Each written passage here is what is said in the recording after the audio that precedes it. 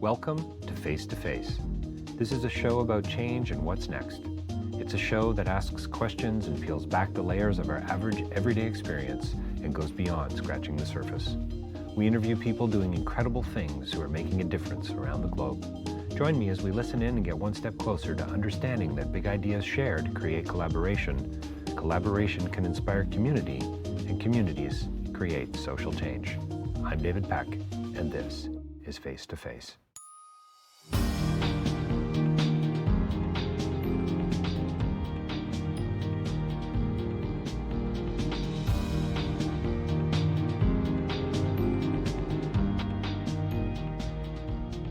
So my next interview is with Ellen Toland. We talk about her new film, Inside the Rain. It's directed by Aaron Fisher, who plays a guy by the name of Ben, and that's about all I'm going to tell you about his character. But it's a bit of a autobiographical film that comes out certainly online. You'll find that in the reviews, and this is getting like an 83%, 84% on Rotten Tomatoes.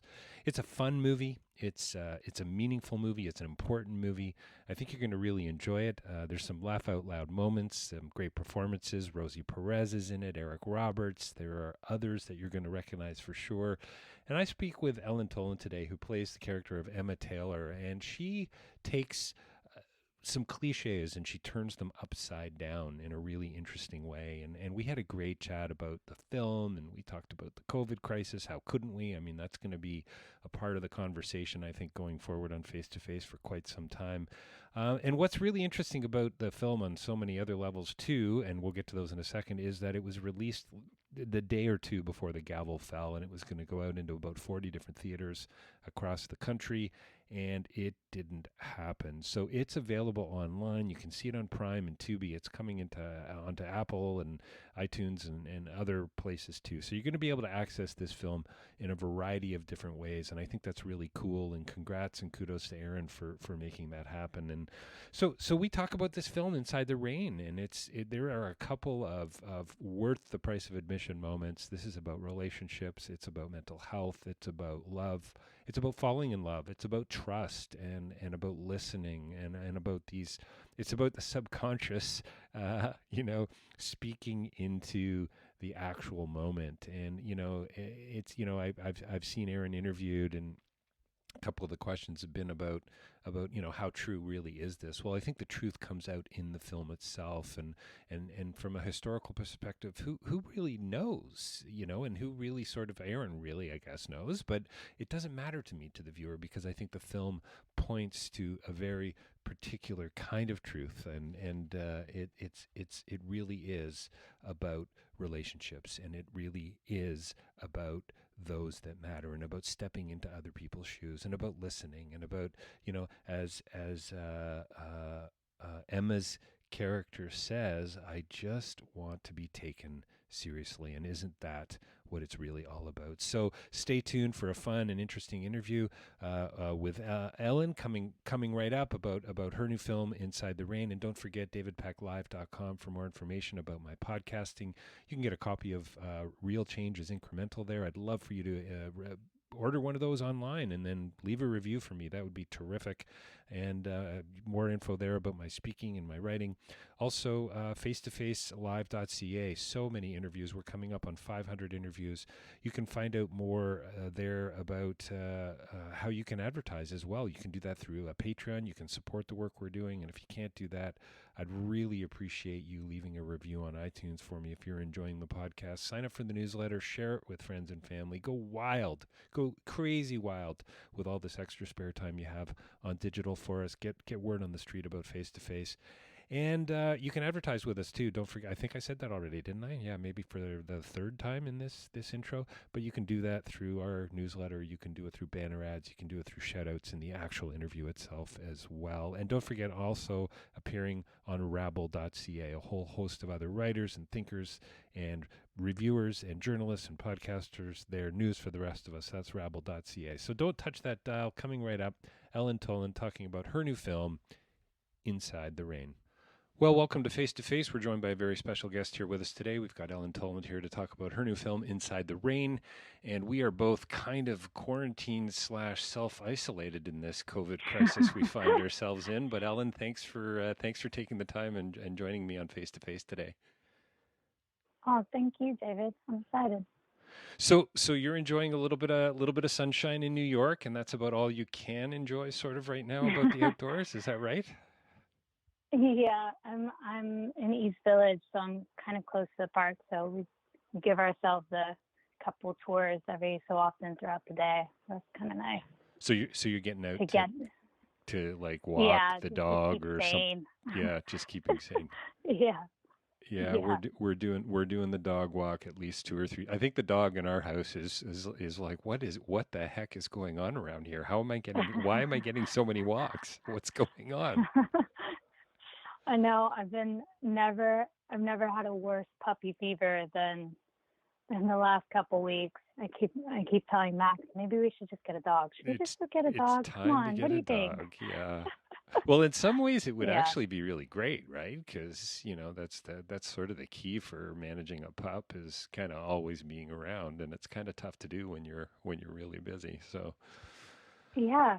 I think it's actually gone. I have read somewhere that I think adoptions and foster has gone up oh, is that right? during Well, that all makes this. makes So perfect yeah, sense. Yeah, yeah. My wife was talking yeah, about a friend who's thinking about adopting. So it's and I've never seen so many people out walking their dogs too, right? And it's really yeah, it's kind of fun to watch the dogs want to interact, but the humans not so much. So people are crossing the road, and yeah, this whole yeah.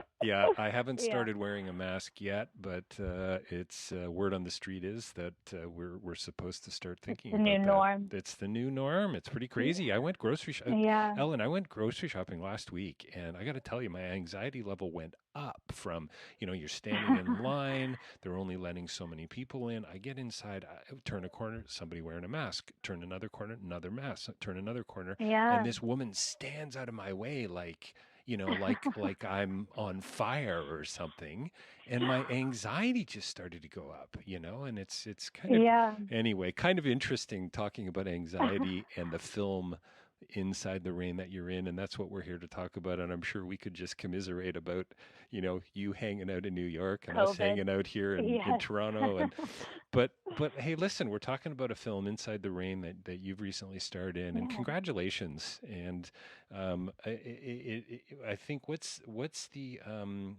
line, an assured offbeat comedy was a quote that I found, which I thought was just really great Yeah. because it's such Yeah. a real mix. And congrats on a fun and thoughtful and meaningful Thank film. you. Yeah, so tell Thank me a you. bit about it. Tell me about stepping into it. I hear that I did watch another interview, and I hear you were one of 5,000 people who auditioned for this role, or at least submitted Yeah, it's an pretty application crazy. or something. That's crazy talk. I know it's nuts. I mean, I feel like that is something that's happening more and more just with all the submissions. But yeah, it was a process. I mean, Aaron was in the room every time that I read for Emma, but then towards the final couple rounds, we got to read together, and I think that's when it kind of sealed the deal because we just had a chemistry, I think, and I felt like we had been friends for a long time. So that's always really nice when you find that naturally, and yeah, Yeah, that's it was cool. good. Yeah, to be able and then to be able to sort of transfer or translate that onto the screen. That's got to be pretty challenging, I would think, or in some cases, just really Yeah, supernatural. yeah. I think sometimes when it doesn't work, it is hard to cover that up. But yeah, so we got a good energy, and once they told me I had Emma, I really once I got the script, I really really wanted her, which sometimes happens. Um, and yeah, and then we got really lucky and did a couple weeks of rehearsal, which is so rare, especially on an indie film. And then just got straight into shooting in summer in New York. Couldn't couldn't be better. Couldn't be better. Summer in New York. So you shot it in 2019, summer of 2019? Yes, I think so. Yeah. Got it. 2019? Yeah. And then Been fast. you go and release basically a few days before the COVID gavel falls and all hell breaks loose. Yeah, it's so wild. I think our opening night in New York was the day they were deciding to do a shutdown. Wow. Next day. Oh, So that's gotta wild. be it's gotta be so upsetting, I would think, too, for everybody involved, I would think. And yet, on the positive side, being released online everywhere, a little shout out. We'll talk about this later as well, but it's on Prime, it's on Tubi, it's coming to Apple soon. It's gonna be on Google Play and Crackle It'll and be all over. yeah, gonna be all over the place. So hopefully that's gonna work out in everybody's favor. So tell me, were you on set all the time, or were you just like I just get this family sense. I know that Aaron had some of his family involved, and they're just, I don't know, there seemed to be a really kind of intimate it's an intimate story, but an intimate energy, and a space that you guys created. And even the interview with Eric that I saw online, Eric Roberts, who's I think holds the title of being in the most movies ever made, like 571. Yeah, actually. Which is wild, crazy talk. Yeah. So were you there the whole time? Like, I guess what I'm trying to get to, in a sense, Ellen, is the sense of importance around the story, and around that story behind the mental health component in the film, or was there a sense of urgency around that from Aaron's perspective? I mean, for Aaron, he didn't want to shove that down anybody's throat. Right.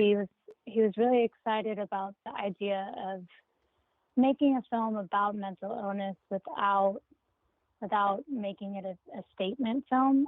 Right. And that's why I think it naturally happens. And I think that's, he really was really successful with that. And same with Emma, the aspect that she was a sex worker, but that really wasn't a key part of her personality whatsoever. But no, and to speak to the relationship part, I mean, I got to know Aaron's brother, who was also a DP, and so they had a little language on set, so that was really, really nice to watch. I'd never worked with family members before, so right. And I mean, I think that's why there's the reason why that works so well. You've seen that over and over, brothers and sisters and husbands and wives. Sometimes it really, really works.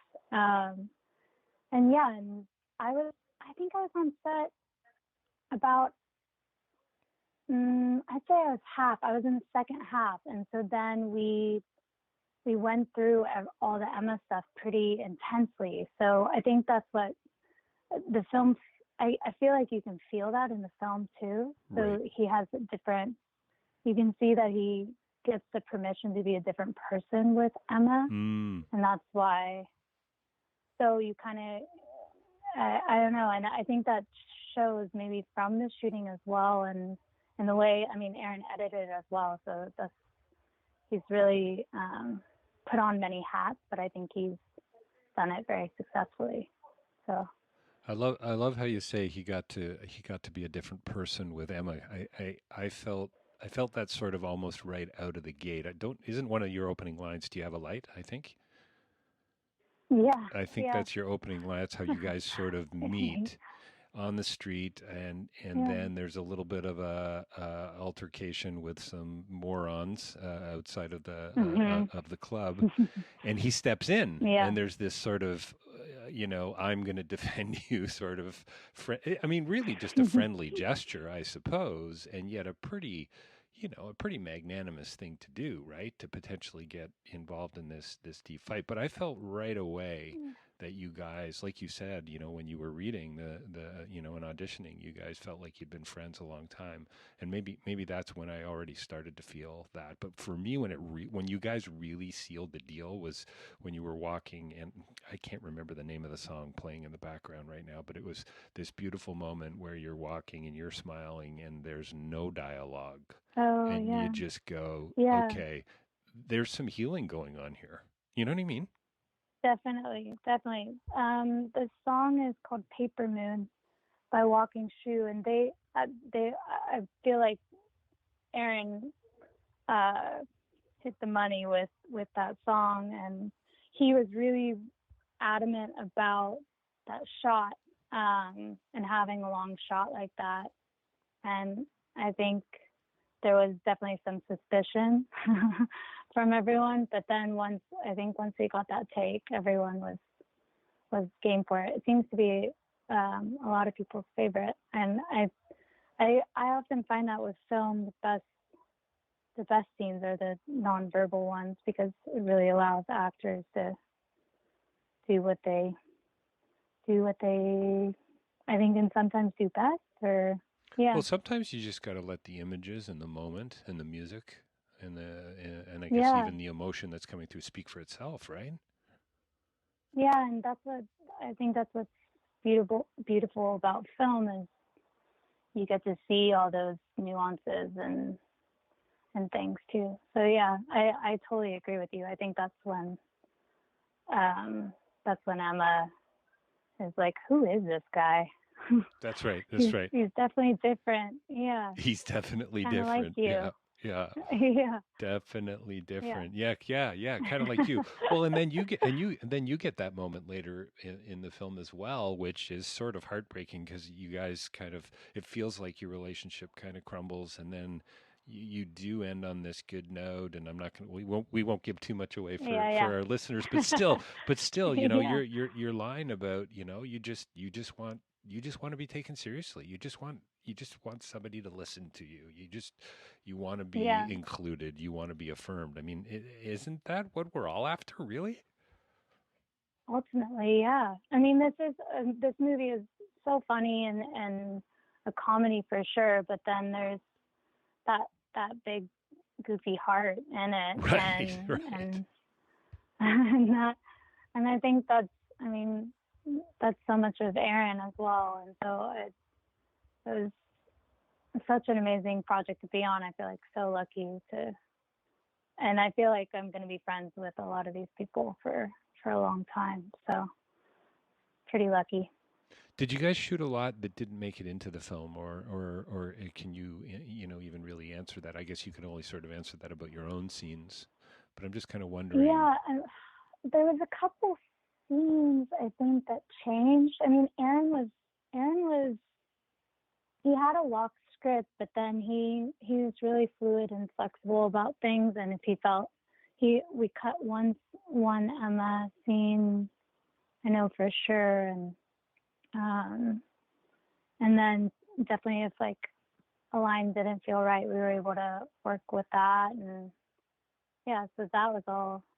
He's definitely an actor's director, which I think is really nice. I think also just because he's also in front of the camera too, and I think that can either turn into someone being super controlling, but he wasn't. So I think that's I'm definitely astonished by a first time director, writer, leading actor, and editor.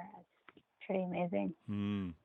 Yeah, it's got to be pretty complicated affair to bring all of those pieces home. That's for sure. Lot of stress. Yeah. I would think. Yeah, definitely. Yeah, Definitely. especially when it comes to deadlines and so on. I just, you know what, as we're chatting, as I was listening to you, I was struck by the irony of Rosie Perez's character, and I love the fact that he was able to get some big names and some great performances out of folks in the film. But you know, she says about your character that she's clearly Aaron or Ben is her client, so she cares about him obviously as a client, but as a person too. And I think that comes through. He's not just a couple $100 an hour to her. I think she does truly care for him, and that comes out. And she says something to the effect of, "I'm really worried that Emma's going to disappoint you." And I just wondered, based on how things play out, and once again, hopefully that's enough of a question mark to catch people's interest to want to see the film. They're going to want to see the film anyway, but tell, can you talk to me a little bit about that, because I don't think you do, and yet it's kind of open ended. Yeah, I mean, at first, when I first saw some of the Rosie scenes, I was like, "Hey," I was defensive of Emma. That's pretty funny. um, yeah, I was like, "What are you saying right now?" Um, but I think the way I've always saw it was that I think people come into your life, and sometimes those people are chapters, and they're not necessarily supposed to be people that are in your entire life or a lifelong person. They're just supposed to be for this season. And I think that's kind of their friendship, is they both needed some sort of understanding from someone that wasn't based around some title that society gives them, and they found that in each other. And while they might, I don't know. So I think I don't want to give too much away either. Right, right. But yeah, I don't think she disappoints him at all. I think she just adds to his growth. And I think he adds to hers too. I think they kind of push each other.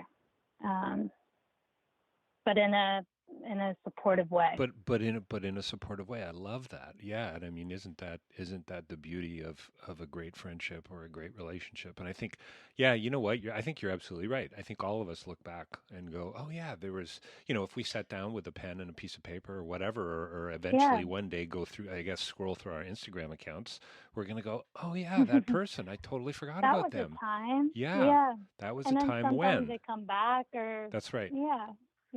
No, I think that's right. And Yeah, they stepping stones, chapters, however, they're, and it's so funny. In an email today from a woman I used to work with, and she said, it's only now that I'm starting to understand, and that's a really kind of a deeply philosophical notion. You sort of, existentialists would say you live your life stepping into your present, and into your future, but you never really figure it out until until 20 years later. later. Yeah.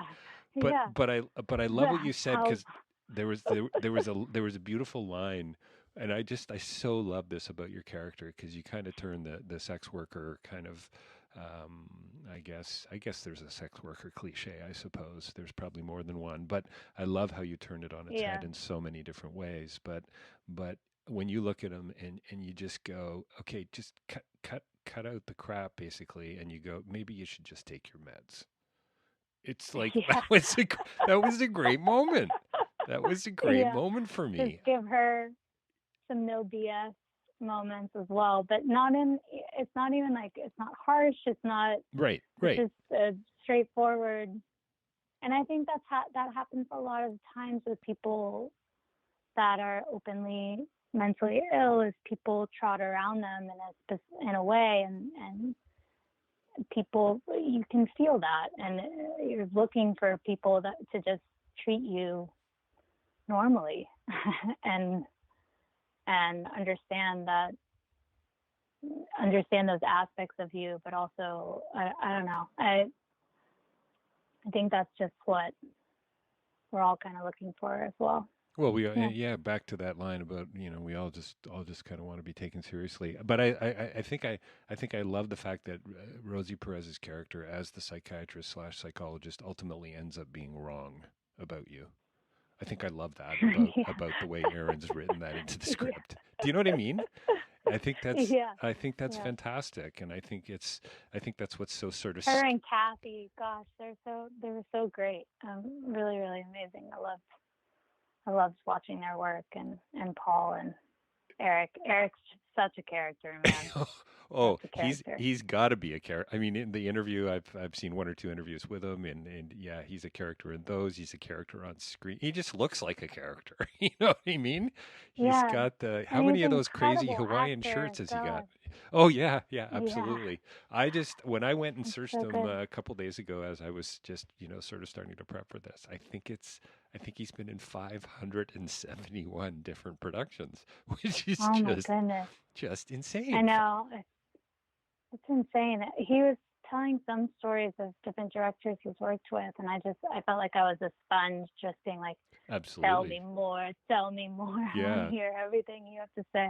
totally. Um, Hey, So he's just tell me such about an that. interesting guy. Tell me about that sponge-like nature of where you're at. So, pretty new into the business, are you not? You've got a few films under your belt now. You're stepping in. Crazy time, I Yeah. suppose, to be stepping in, and when the whole system Yeah. is stepping back. What does that even Yeah. mean to you right now? Where are you at with it all? What's is just massive hold button right now, or are you actually, looking and researching and thinking about what's next? Yeah. I mean, I had something going in this summer, so I just don't know if that's getting pushed back just yet or not. But no, I definitely feel like I'm in a different phase of my career, as everything is like kind of culminated into this point. So it feels pretty good. It's scary, but it's also really exciting. And I think the best things usually are those mixed emotions of, can I do this? I think I can now. So yeah. And the sponge thing, I mean, I think that's my number one job, is to always be observing, listening, and trying to really see people. So I have some sort of understanding that not necessarily I consciously know, but Mm, subconsciously can just come out, and it won't have to be. It's not as hard work. When in work, it doesn't look good on film, I don't think. I think it needs to be natural and not forced. I don't know. That was a tangent, but no, no, it's I good. was I thinking. love tangents. No, I think that's fantastic. I love the fact that you don't actually know that you know it.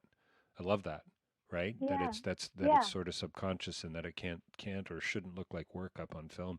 What did you take away from hanging out with Eric and others, and anything that you sort of can put your finger on? I mean, clearly you sound to me like you're still pretty passionate about the business, even in this crazy time we find ourselves in. And Oh, and what definitely. I'm and what super hopeful all this stuff super can hopeful. bounce back, I think. Yeah, super Yeah, hopeful. I Cool. am. Yeah. I think artists are really resilient. I think the film industry is very resilient. I think, yeah, I think people get to making in hard times, and sometimes the best work comes from that. So definitely think that. And then from Eric, I mean, or anyone that I'm on set with, I really try, and especially someone like him that's been on so many different sets. I want to hear everything they want to say. um, and yeah, and just watching people work, and I think you get better the more you work with. I mean, I think you learn from new actors. I think you learn from older actors. I think you learn from everything. So yeah. It's good. You just got to sometimes sit back and listen. I mean, I would love to hang out with a guy like Eric. You Oh he's yeah. he's the kind of guy you could do a several hour interview with, probably. And depending, Definitely. if he would be open to actually telling, the real stories. Oh yes, for sure. You would definitely get a great combo out of him for sure. I bet he's Um, yeah, I but bet he also back to that thing that I was saying about, it's uh I think it's just like with research, or when you hear actors talk about how much research they've done, and why people read read different books, or why people talk to certain people, or why they write in a journal as their character, or listen to a playlist. I think that's all just so that it comes out in your subconscious, and stuff like that as well. Do you know what I mean? Yeah, just sort of bubbles to the surface. I remember meeting a director years ago. I've spent a bit of time on stage, a long time back, 25, 30 years ago, and he came and watched this performance. I was a magician. I was a silent magician, part of a variety show not far from Second City in Toronto, and I did about a 12-minute act. And after we chatted, and a couple things he said, you got to start reading more biographies, and you need to take some dance lessons. And I just thought that Huh. was really interesting. Instead of saying, "Oh, it wasn't like this intentional direction. Hey, let me work with you about where to stand and posture and so on." You know what? Just kind of experience the world more, read more about what other people have gone through, because you're pretty young, and you know what? Maybe you need to move a little more. was kind of, Yeah. you know what I mean? Like some Yeah, pretty interesting direction, right? And I did. I started reading definitely. biographies. I signed up for jazz lessons. It was one of the hardest things for me to do, but it made a difference. I think that's sort of speaking to that notion that you're talking about. Yeah, That definitely. right? That's exactly what I'm talking about. Yeah, it's why football players take ballet. It's why, yeah, I don't know. It's all that crossover. The Everything's crossover. connected kind of thing. Yeah, everything Yeah. is connected. Yeah. Well, I think what's so beautiful about the film and coming close to wrapping it up, I guess here today with you. But what's so beautiful about the film to me is that it is a real reminder that everything is connected to. That everything is rooted in relationship and I mean it's one of the themes of, as my listeners will know, on Face to Face, coming up on 500 interviews. There's always, I don't know. There's just, no matter who I interview, there's always a new observation, and it often is connected to people and Yeah, how we behave with definitely. others. And I Hmm. love I think it's one of the last lines he says to you. Oh, by the way, one of my other favorite scenes in the film too is when you guys kiss in the rain. I mean, that's pretty great. Yeah, That's a pretty beautiful moment as well. And when he says to you, "I'll walk you to your car," and I didn't think you were going to let him actually. yeah. I think she was suspect for sure, she was but she was I think totally suspect. that big goofy grin That's was enough. right. That's right. The big goofy heart that she knew something about subconsciously on some other level. But he Yeah, says he says to you, definitely. I need to focus. And again, I love these films, any film that just they're reminders to us all of this is going to sound really really corny, but they just remind us how to be better humans. You know what I mean? Yeah, they give you an empathetic charge, or yeah, definitely. Exactly. I think so. Teach us how to be just a little bit more empathetic and step inside the shoes of others. What is so hard about that? And apparently it's quite hard to do for some of us more than others. I think it is sometimes. Yeah, I think it is sometimes. But definitely, I love what you just said. I think that's a huge piece of why I make movies and why we make art. Is we want to have people connect to it and see themselves in it and feel less alone in it. That's great. I love it. It's a beautiful way to end. Hey, just before we sort of to wrap it up, can you talk about what's next, or as you said, you think that the one project in particular is on hold? Do you got like any kind of dreams of where you're heading in the next couple of years? Yeah, I mean, I have lots of dreams. I definitely want to direct at some point. I definitely, yeah, I want to do a couple of my own projects. I have a couple projects with friends as well, and the thing going in the summer still's got to be on the DL. So, but you will be first to know, David. I'll let Right. you know. Excellent. No, that's Um, cool. yeah, Well, which is why it's yeah, so great that you were able to meet a guy, if you want to get into production and directing, a guy like Eric, and just stepping in and listening.